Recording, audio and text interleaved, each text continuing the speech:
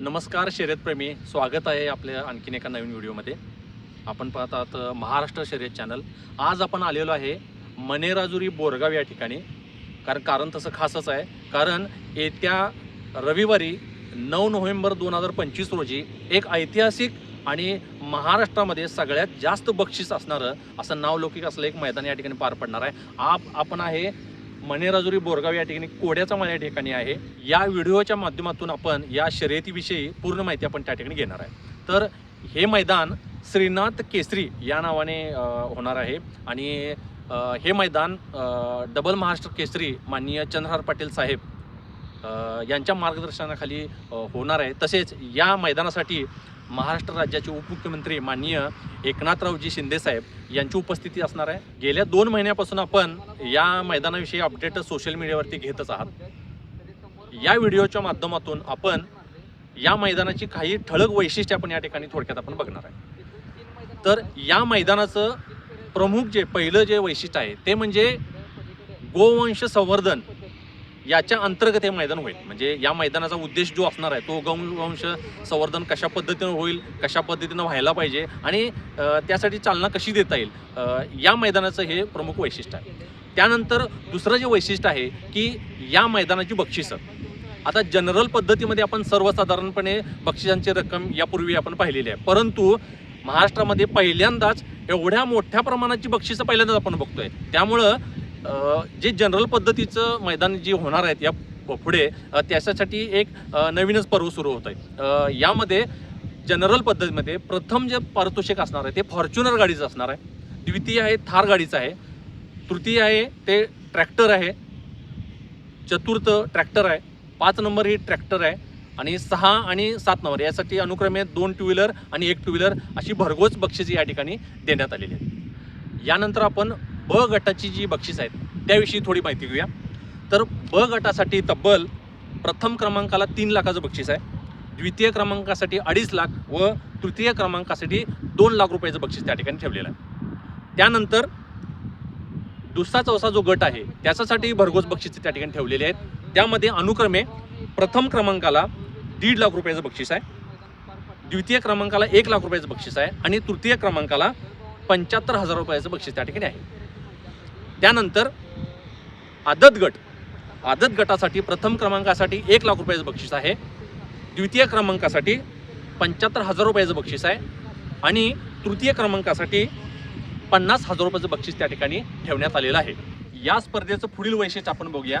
या स्पर्धेमध्ये पुरुषांबरोबर महिलांनाही त्या ठिकाणी संधी देण्यात आलेली आहे. लाडकी बहीण बैलगाडी शर्यत या अंतर्गत महिलांनाही या ठिकाणी शर्यतीमध्ये सहभाग होण्याची संधी त्या ठिकाणी मिळेल.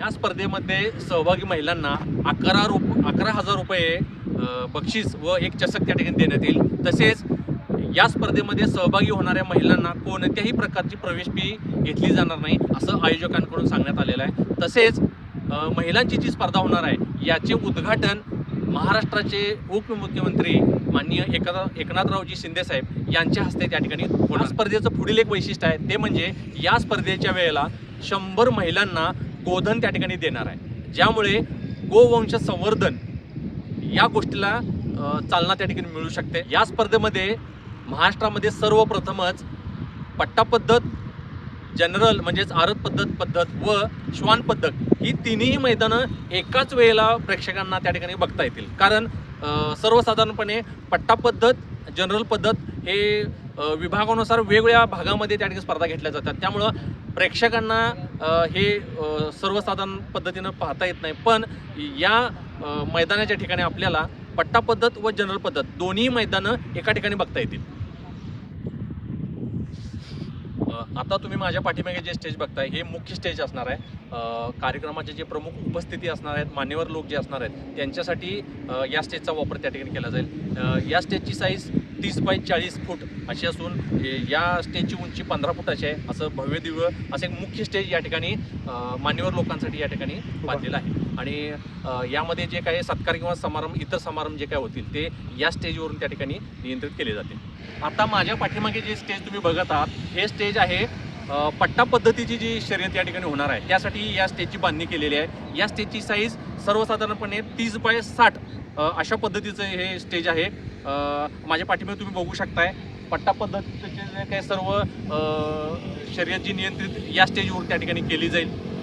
तर या ठिकाणी आपण आता मैदानाचे नियोजन बघत आहे. तर यामध्ये आपण बघूया की प्रेक्षकांच्या सेफ्टीसाठी किंवा प्रेक्षकांना मैदान बघता येईल या सोयीसाठी या ठिकाणी नियोजन कशा पद्धतीने आखलेलं आहे बघा. तर या ठिकाणी तुम्ही बघू शकता की एक मजबूत बॅरिकेड या ठिकाणी बांधलेला आहे, जेणेकरून जे बैल असतील ते पट्ट्यामध्ये व्यवस्थित पळतील व प्रेक्षकांचा त्या ठिकाणी कुठलाही अडथळा त्या ठिकाणी होणार नाही. माझ्या पाठीमध्ये तुम्ही बघू शकताय अगदी शेवटपर्यंत जिथं पट्टा संपतोय तिथंपर्यंत या पद्धतीची बॅरिकेडची सोय केलेली आहे, जेणेकरून प्रेक्षकांना या स्पर्धेचा आनंद घेता येईल व कोणत्याही प्रकारचा अडथळा किंवा कोणत्याही प्रकारचा अपघात त्या ठिकाणी होणार नाही. फक्त प्रेक्षकांनी काळजी घ्यायची आहे की या बॅरिकेडच्या बाहेर थांबूनच त्या ठिकाणी स्पर्धेचा आनंद त्या ठिकाणी घ्यायचा आहे.